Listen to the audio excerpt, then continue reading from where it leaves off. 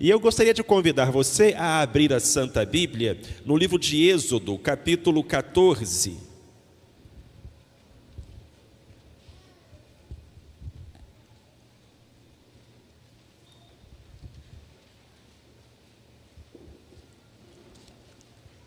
Nós vamos ler apenas um verso, meus irmãos e minhas irmãs. Êxodo 14, versículo 15. Está escrito: Então disse o Senhor a Moisés: Por que clamas a mim? Dize aos filhos de Israel que marchem. Vamos ler juntos? Então disse o Senhor a Moisés: Por que clamas a mim? Dize aos filhos de Israel que marchem. Amém. Pode se assentar, meu querido, minha querida. Bendita seja a palavra de Deus que nós acabamos de ler. Há uma ordem que atravessa o tempo e o espaço, que chega até nós desde as praias do Mar Vermelho, há milhares de anos. Há uma ordem que tem sustentado o povo de Deus sobre a face da terra. Há uma ordem que deve inspirar o dia a dia de cada filho e filha do Senhor. E a ordem é: dize aos filhos de Israel que marchem. Qual é a palavra do Senhor para a primeira igreja batista de Vitória da Conquista nesta manhã? Dize aos filhos de Israel que marchem. Qual é a palavra do Senhor para cada vida que está aqui presente, para cada irmão que acompanha este culto pela internet? Dize aos filhos de Israel que marchem. Então esta é a palavra do Senhor para os nossos corações nesta manhã histórica. Dize aos filhos de Israel que marchem. Meus irmãos e minhas irmãs, nós precisamos marchar. Mas o que é marchar? Eu fiquei com esta dúvida.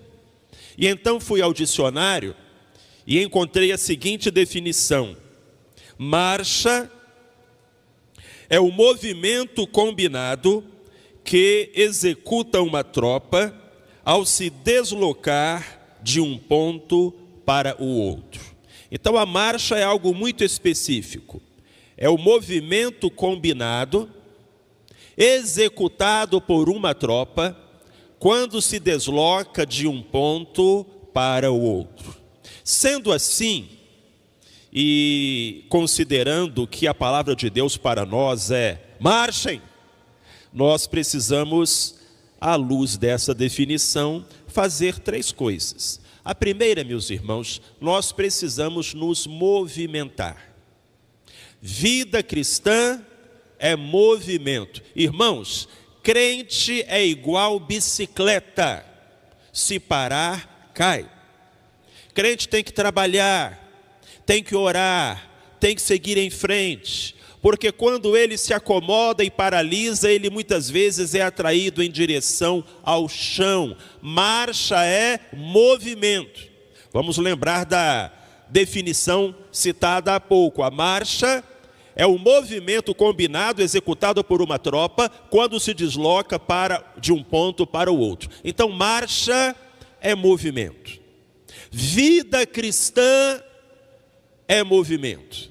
No Novo Testamento nós não vamos encontrar o cristianismo sendo comparado a uma praça ou a um parque. Não, o cristianismo é comparado a um caminho, a uma estrada, onde estamos a todo momento, ou devemos estar a todo momento, realizando algum progresso. Dize aos filhos de Israel que marchem. É a palavra do Senhor para as nossas vidas nesta manhã. Precisamos nos colocar em movimento e às vezes, meus queridos, minhas queridas, isto não é fácil. Vamos nos colocar no lugar dos israelitas naquele dia, que ouviram primeiramente esta ordem da parte do Senhor. Eles estavam encurralados. À sua frente o Mar Vermelho, às suas costas o exército de Faraó. O pânico, o medo começaram a tomar conta dos seus corações. E algo que o pânico faz conosco é paralisar-nos, congelar-nos. Então, muitas vezes, quando nós nos vemos diante de dificuldades, adversidades, o medo fala mais alto, ficamos paralisados e as consequências não são boas. Eu me lembro que era menino, tinha meus 10, 11 anos, e ali numa das praias de Vitória, estava me divertindo tomando banho de mar com os amigos e familiares. E tudo corria bem, naquela manhã ensolarada, tomando um belo banho de mar, quando de repente apareceu no horizonte uma onda muito grande, uma onda maior do que as outras. Era uma onda aterrorizante, e não apenas eu a vi se aproximar, todos os outros banhistas a viram também. E naquela hora todo mundo que estava dentro d'água teve que tomar uma decisão, e tomar uma decisão rápida. Alguns, vendo aquela grande onda, correram na direção dela para furá-la. É assim que a gente fala lá em Vitória, pelo menos, né? Furar a onda. Outros, vendo aquela grande onda que se aproximava, correram em direção à terra para escapar dela. Mas, meus irmãos, eu fiquei tão assustado, eu fiquei tão indeciso, que eu não consegui nem correr e nem fugir. Você pode imaginar o que aconteceu. Aquela onda caiu em cima de mim, e eu tomei um caldo. Em alguns lugares se fala caixote, lá na minha terra se fala caldo. Tomei um caldo, aquele turbilhão, bebi muita água, fui parar lá em cima levado pela onda. E naquele dia eu aprendi uma coisa muito importante. Eu aprendi que às vezes a coisa mais perigosa que você pode fazer é não fazer nada.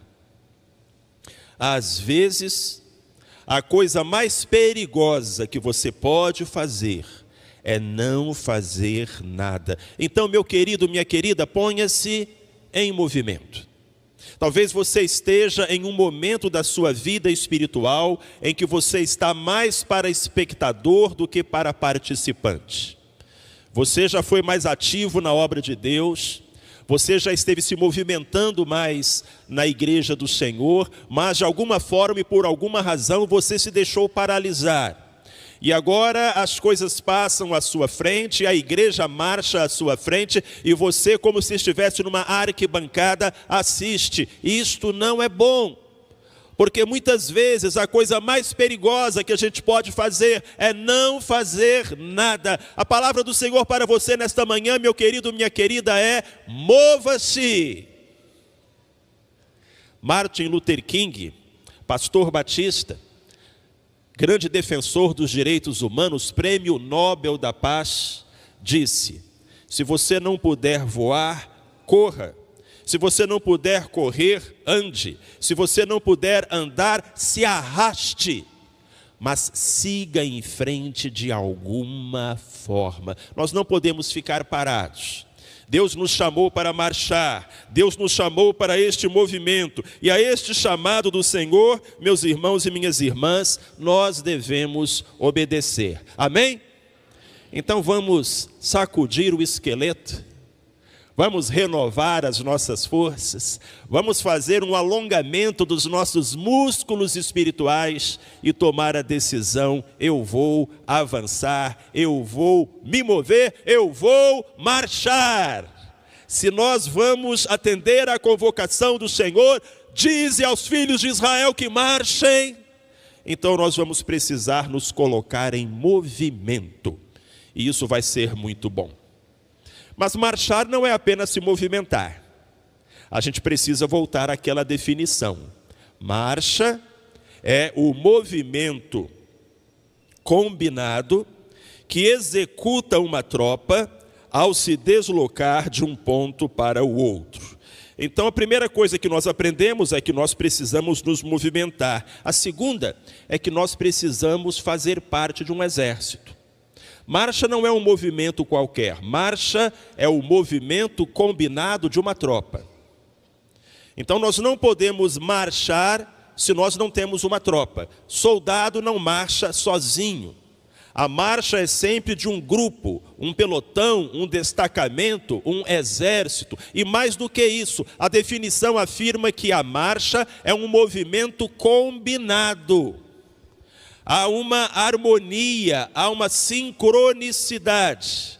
Se você já foi a um desfile de 7 de setembro, a uma parada, e viu ali os soldados marchando, você percebeu que eles executam os movimentos em conjunto, não é assim? Quando um levanta a sua perna, todos levantam, e quando abaixa, assim por diante. Ninguém pode marchar, cada um do seu jeito. E falar assim, não, eu quero ir para o céu, mas eu quero ir para o céu do meu jeito, da minha maneira, isso não é marcha. Como também se eu dissesse, não, eu quero ir para o céu, mas eu quero ir para o céu sozinho, eu não preciso de igreja, isso não é marcha. Marcha é o movimento combinado de uma tropa. Então nós precisamos estar em harmonia, precisamos nos mover juntos como o exército de Deus, como o corpo de Cristo, como a família do Senhor. E precisamos estar juntos, precisamos estar unidos, meus irmãos, minhas irmãs. Um soldado sozinho no campo de batalha é alvo fácil. Imagine um descampado, um terreno que precisa ser transposto, e a figura solitária de um soldado correndo pelo meio daquele campo, certamente, ele será alvejado pelas balas inimigas. É por isso que nenhum campo é atravessado solitariamente por um soldado. Quando aquele campo vai ser conquistado, atravessado, a tropa marcha junta, unida, cada um dando cobertura ao seu companheiro, e dessa forma todos ou a maioria chegam sãos e salvos ao outro lado que estava proposto. Então eu quero dizer a você, meu querido, minha querida, que igreja não salva, mas o salvo precisa da igreja. A igreja é a criação de Cristo. Ele falou, eu edificarei a minha igreja e as portas do inferno não prevalecerão contra ela. A igreja não é invenção de homem. A igreja é a ideia do Salvador, e certamente Cristo não criaria algo desnecessário. Hoje há um grupo expressivo da sociedade brasileira, conhecidos como desigrejados. O funcionário do IBGE fazendo o censo, chega, bate palmas à porta da casa e vai fazendo as perguntas, e quando pergunta qual a sua religião, o sujeito responde, evangélico não praticante. Como assim? Evangélico não praticante? Olha, seu moço do IBGE, eu sou crente, eu não leio a Bíblia, eu não oro, eu não jejuo, eu não vou na igreja, eu não entrego o dízimo, eu não canto louvores, mas eu sou crente. Como assim? Filho, filha, isso é um rótulo, isso é um selo, é um carimbo, isso não é uma identidade. Dizer que é um crente não praticante é uma contradição em termos. Mas há pessoas que estão com essa mentalidade, a minha fé é algo particular, é algo entre eu e Deus, e eu posso vivê-la, experimentá-la de forma solitária. Não é verdade, você não é a igreja, eu não sou a igreja, nós somos membros, a igreja é o corpo. E um membro destacado do corpo, afastado do corpo, a tendência é deteriorar, sim ou não? De modo que nós precisamos da igreja. Mas a igreja tem muitos problemas. Filho, você acha que Jesus Cristo não sabia disso? Você acha que você vai dar alguma informação nova para o Senhor? Que você vai comunicar a Ele algo que Ele não sabe? Olha aqui, Deus, a igreja tem problemas. Deus vai responder, meu rapaz, nem te conto. Ainda assim, a Bíblia diz que Cristo amou a sua igreja. E a si mesmo se entregou por ela, para entregá-la limpa, pura, sem mácula ou ruga diante de Deus, porque o sangue de Jesus Cristo nos purifica de todo pecado. Eu quero dizer a você com muito carinho esta manhã, você precisa da igreja. Você precisa da igreja. A igreja não é perfeita, você não é, eu também não sou, mas todos precisamos da igreja. Certa vez, Eu era um pastor jovem, tinha ainda cabelo preto, viu? Igual do pastor Vitor.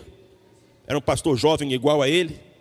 Entrou no meu gabinete uma moça que eu conhecia, ela não era membro da minha igreja, mas ela foi fazer aconselhamento, chegou lá e disse assim: pastor Marcelo, eu aceitei Jesus na Igreja Batista, mas eu não estou mais lá não, porque eu me decepcionei com alguma coisa, aí eu fui para a Assembleia de Deus. Mas eu também não estou mais lá não, porque teve um negócio que eu não gostei, aí eu estou na Deus é Amor. Mas agora eu estou pensando em sair de lá porque eu vi uma coisa que eu não gostei. Eu interrompi aquela menina e disse: minha irmã, se eu estou entendendo bem, o que a irmã gostaria era de encontrar uma igreja assim, perfeita. E ela respondeu: isso, pastor, isso mesmo. É bom a gente falar com gente inteligente, né? Que entende o que a gente quer falar. Isso. Aí eu respondi para ela: olha, minha irmã, eu não sei se a irmã vai encontrar uma igreja perfeita, mas se a irmã encontrar, me faz um favor, não entre nela. Por quê, pastor? Porque o dia que a irmã entrar nela, ela deixa de ser perfeita. Credo, pastor! Sim, minha irmã. A irmã é perfeita? Não, então, o dia que a irmã entrar numa igreja perfeita, a igreja deixa de ser perfeita. A gente não vai para a igreja porque a igreja é perfeita. A gente vai para a igreja porque a igreja é o corpo de Cristo. É a família de Deus, é o exército que marcha em direção a Canaã celestial. E já pensou, se no dia em que Jesus voltar, você estiver afastado deste exército, meu querido, minha querida? Marcha é o movimento combinado de uma tropa. A gente tem que combinar entre a gente. A gente tem que passar por cima das nossas diferenças. A gente tem que procurar relevar para agir de maneira combinada, em uníssono. E a gente precisa de uma tropa. Sem essa tropa, sem esse grupo, a gente não vai conseguir chegar lá. Irmãos, sozinhos vamos mais rápido. Juntos vamos mais longe. É assim, e é dessa maneira que Deus quer que nós caminhemos, porque não dá para marchar sozinho, e não dá para marchar cada um do seu jeito. Soldado, onde está o seu exército? Que bom que muitos dos que me ouvem nesta manhã são soldados deste exército. Se ajuntam nesse quartel, glória a Deus. Mas será que existe algum soldado ou soldada de Cristo Jesus que me ouve nesta manhã e que não está comparecendo ao seu quartel? Lá em Mata da Praia havia um rapaz, e esse rapaz era membro da igreja, a família dele, os pais dele eram membros da igreja, e esse rapaz infelizmente esfriou na fé, se desviou, e a gente visitava, conversava, mas uma situação difícil, e ele acabou por se envolver com os colegas da faculdade, começou a beber, e a beber muito. Uma madrugada, ele estava voltando da balada, dirigindo bêbado, dirigindo alcoolizado, bateu num poste.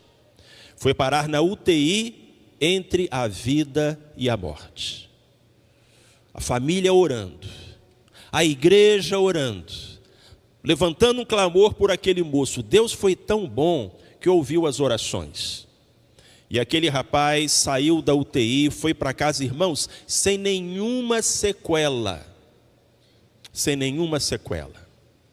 E eu fui visitá-lo em casa, para dizer a ele que aquele estilo de vida que ele estava vivendo possibilitava essas e outras experiências ruins, e que ele precisava voltar para os caminhos do Senhor, mas o coração dele continuava endurecido.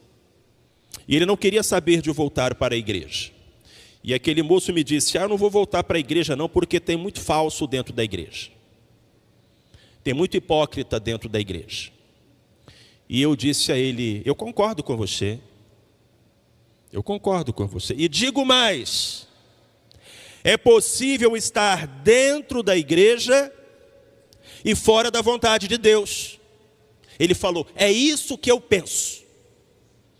Mas então eu concluí: Entretanto, é impossível estar fora da igreja e dentro da vontade de Deus. Ele fez uma cara tão feia, ele ficou tão zangado, ele cerrou o semblante, mas ficou mudo. Ficou mudo. Não tinha o que falar, não tinha o que responder. Porque, irmãos, é verdade. Alguém pode estar dentro da igreja e fora da vontade de Deus, mas ninguém pode estar fora da igreja e dentro da vontade de Deus. Porque a vontade de Deus é que a gente congregue. Isso está no Novo Testamento, não está? Não deixemos de congregar. Pelo contrário, admoestemo-nos uns aos outros, ainda mais quando vedes que o dia da volta de Cristo se aproxima. Então, se Deus nos manda marchar, primeira coisa que a gente tem que entender, movimento. Segundo, pertencimento. A gente não pode marchar sozinho. A gente precisa encontrar um pelotão, unir-se a ele e dizer: vamos juntos na causa do Mestre. Amém? Mas há uma última coisa para a qual eu gostaria de chamar a sua atenção, meu querido, minha querida. Nós precisamos fazer progressos. A marcha é o movimento combinado, executado por uma tropa, quando se desloca de um ponto para o outro. Então, marcha, primeiro, é movimento. Segundo, é pertencimento. Terceiro, marcha é progresso. Marcha é deslocamento. Movimento, pertencimento, deslocamento. Porque a marcha é o movimento combinado de uma tropa quando se desloca de um ponto para o outro. É a diferença entre marchar e marcar passo. Você sabia que existe o marcar passo? Às vezes a gente vê isso também em uma parada, em um desfile. A certo momento o comandante dá ordem e todos os soldados começam a fazer isso. Eu estou marchando? Nesse exato momento, o tio aqui está marchando? Não. Eu estou marcando passo. Estou pensando no movimento, todo mundo em volta fazendo a mesma coisa, mas se não há deslocamento, não há marcha. Marcha é um movimento combinado de uma tropa quando se desloca de um ponto para o outro. Existem algumas igrejas que estão marcando passo. Há movimento, há pertencimento, mas não há deslocamento. A igreja não está avançando, não está conquistando almas para Cristo, não está evangelizando, não está fazendo missões, não está crescendo. Irmãos, tem muito crente que está marcando passo. A gente está consumindo energia, mas não está fazendo progresso. Diga com sinceridade, você é um crente melhor do que você era um ano atrás? Quando essa igreja comemorar 126 anos, e pela graça de Deus você estará aqui, você será um crente melhor do que você é hoje? Porque se a resposta é não, você está marcando passo, você não está marchando. Há movimento, há pertencimento, mas não há deslocamento. A gente precisa seguir adiante. E como eu falei, ficar no mesmo lugar, lembra a história da onda? Pode ser algo muito perigoso. A Bíblia fala sobre a mulher de Ló, que olhou para trás e foi transformada em estátua de sal. Parece que há muitos crentes sendo transformados em estátua de sal nos nossos dias, porque não estão avançando. Não há um deslocamento, não há um crescimento, não há uma melhora. Passa ano, entra ano, e você continua com os mesmos defeitos, com os mesmos pecados, com os mesmos maus costumes, com os mesmos relacionamentos que Deus não aprova. Entra ano, sai ano, e você continua sendo áspero e sendo maldoso nas suas palavras e nas suas afirmações, e falando mal da vida dos outros, e tratando as pessoas da sua casa de forma indigna. Meus irmãos e minhas irmãs, se nós não estamos nos aperfeiçoando, se nós não somos hoje melhores do que nós fomos ontem, então nós estamos marcando passo, não estamos marchando. John Newton escreveu o hino mais famoso que existe, Amazing Grace, Maravilhosa Graça. O que poucos sabem é que o autor deste hino tão conhecido era um traficante de escravos antes de se converter. Na verdade, John Newton, um inglês, perdeu a mãe ainda muito cedo. Seu pai era marinheiro, então ele cresceu no cais. E muito cedo ele conheceu os vícios da vida de marinheiro: a prostituição, a blasfêmia, a bebedice. Ele cresceu naquele meio, a marinha foi a sua mãe. E a certa altura, numa jornada cada vez mais descendente de degradação moral e espiritual, ele se tornou capitão de um navio negreiro. Então agora ele comandava um navio que ia na África pegar os escravos, jogar aqueles escravos no porão como se fossem carga e levar aqueles escravos para serem vendidos. Um homem mau. Diz a história que certo dia o navio de John Newton navegava pelo Atlântico Norte, quando foi engolido por uma terrível tempestade. E aquele homem experiente, velho lobo do mar, viu que eles iam afundar e que eles iam morrer. E agora? Um pensamento lhe passou pela mente: só Deus. Esse navio vai afundar. A tempestade é terrível. Talvez você esteja passando por um momento na sua vida parecido. Olha, a tempestade é muito grande, a dificuldade é muito grande, vou afundar, só Deus. John Newton pensou isso. Mas o problema de John Newton era: como eu vou orar a Deus se eu desprezei Deus a minha vida toda? Ele sabia que ele não merecia que a sua oração fosse atendida. Você já teve esse sentimento? De você precisar que Deus te ajude, mas você ter consciência de que você não merece a ajuda de Deus? Essa era a situação de John Newton. Ainda assim ele orou e pediu a Deus: Senhor, me salva. Deus atendeu a oração daquele homem. As nuvens, como que por mágica, desapareceram, o mar acalmou e todos chegaram em segurança ao porto. E John Newton ficou pensando assim: que Deus é esse? Que Deus é esse que atende a oração de um pecador? E então ele ficou tão impactado com a graça de Deus que ele se converteu. E ele escreveu: preciosa graça de Jesus que um dia me libertou. Perdido andei sem ver a luz, mas Cristo me salvou. John Newton passou por uma transformação tão grande, irmãos e irmãs, que ele se tornou pastor. De traficante de escravos a ministro do Evangelho. E as pessoas da época diziam que não era um pastor qualquer, não. Um pastor marcado pela bondade, doçura e mansidão. Alguém que sempre tratava com muito amor, o perdão fluía, uma gargalhada generosa. John Newton se tornou, ao lado de William Wilberforce, um dos combatentes da escravidão. E a escravidão acabou sendo proibida na Inglaterra e depois no resto do mundo, em parte pelo trabalho de John Newton. Que transformação, que mudança!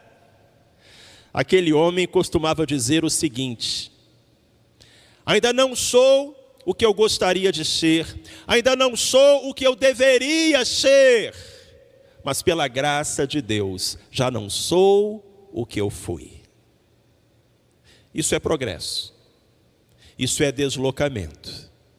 Talvez você hoje se veja como uma pessoa imperfeita, tão falha, mas você precisa se ver hoje melhor do que você já foi, amém? ainda não sou o que eu gostaria de ser, ainda não sou o que eu deveria ser, mas pela graça de Deus, já não sou o que eu fui. Então, meu querido, minha querida, marche. E lembre-se de que marcha é movimento, é pertencimento e é deslocamento. Você precisa se colocar a caminho, você precisa fazer parte de uma igreja e juntos vocês precisam crescer espiritualmente, crescer na fé. Que bênção é fazer parte do povo de Deus, que bênção é marchar com Cristo Jesus. Quando eu cheguei lá na Igreja Batista em Mata da Praia, encontrei um senhor chamado Antenildo.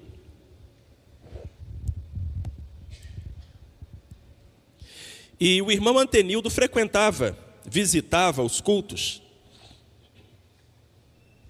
Mas ele me disse: pastor Marcelo, eu não quero ser membro da igreja. Quando eu tinha 20 anos, eu fui excluído da igreja. E foi uma coisa muito injusta. Então eu nunca mais vou ser membro de uma igreja. E o curioso é que ele ia na igreja. Ele gostava dos sermões, ele gostava dos hinos. Acho que de alguma forma ele saiu da igreja, mas a igreja não saiu dele. Mas a decisão do irmão Antenildo era firme. Membro de igreja, nunca mais. Até que ele recebeu o diagnóstico de um câncer em estado avançado. E a perspectiva da morte fez com que o irmão Antenildo repensasse algumas coisas na sua vida. Ele me procurou, ele voltou para a igreja, ele pediu reconciliação, ele se tornou membro, e ele agora não perdia um culto, domingo de manhã, domingo à noite, quarta-feira, ele estava de volta ao primeiro amor, sabe, aquele amor que ele tinha deixado com 20 aninhos, e agora ele estava com 70. Eu me lembro de ter visitado o irmão Antenildo no hospital, poucos dias antes dele morrer. E ele me disse: pastor Marcelo, eu passei 50 anos afastado da igreja. E nesses 50 anos eu nunca fui tão feliz como eu tenho sido agora nesses meses que eu voltei. E ele me disse: como eu fui tolo, porque não fiz isso antes. Querido irmão Antenildo, ele me espera lá no céu, junto com outros amados irmãos que já partiram. Mas essa noite eu quero trazer o exemplo e o testemunho dele para você. Não desperdice os seus anos, não desperdice os seus dias. Faça parte deste povo que marcha em direção à Jerusalém celestial.